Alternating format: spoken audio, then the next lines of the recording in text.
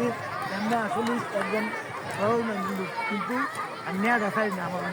কিন্তু ইটা নিয়ে আমার কোনো আপনার